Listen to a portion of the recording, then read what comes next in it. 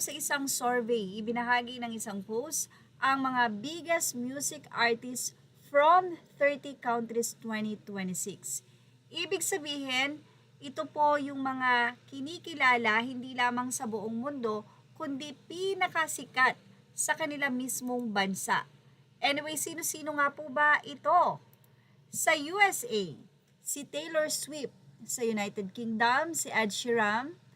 Canada, The Weeknd. South Korea, BTS. Japan, YOASOBI. India, Arijit Singh. Australia, Sia. New Zealand, Lorde. France, David Guetta.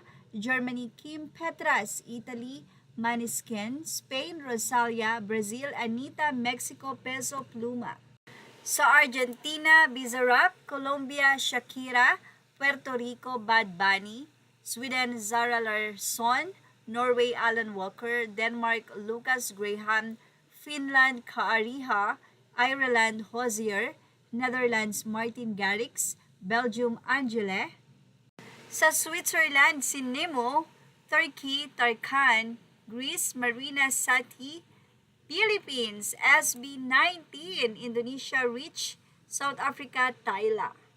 Syempre dahil tayo ay nasa bansang Pilipinas, ang focus ng ating topic always naman po ay ang SB19. Nakakatuwa na sa nasabi nga pong mga ranking na ito sa 30 countries at kinikilala po ang SB19 bilang pinakasikat dito sa Pilipinas, hindi lamang dito kundi sa ang panig ng mundo. So the fact na nasali ka sa ganito nga pong list, ibig sabihin marami na nga pong nakakakilala talaga sa SB19.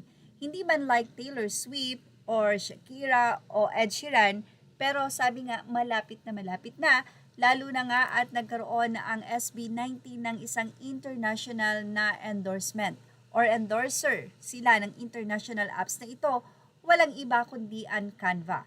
Anyway, sabi nga 13 years na ang Canva ay nag-ooperate na, hindi lamang dito sa Pilipinas kundi sa buong mundo.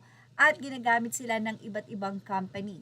So, since then, hindi po sila kumuha ng endorser or magiging model ng kanila nga pong app dahil kahit na wala naman, talaga namang nag-shine ang Canva. Pero ganun pa man, naisip nila na kunin sa kauna-unahang pagkakataon or kumuha ng isang endorser at walang iba kundi ang SB19.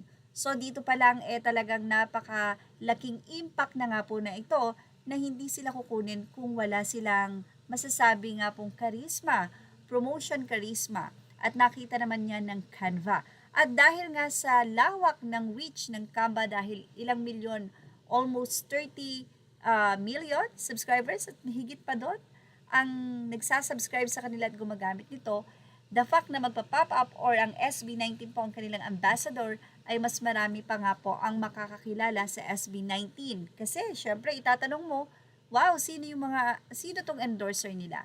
At magre-research ang mga tao. So, napakalawak po talaga ng magiging reach ng SB19 because of the international commercial na kanila nga pong ngayon ay pinupromote, walang iba kundi ang Canva. Wow! Congratulations SB19! Images are all credit to the rightful owners. Please like, share, and subscribe. And thank you for watching. Showbiz Now!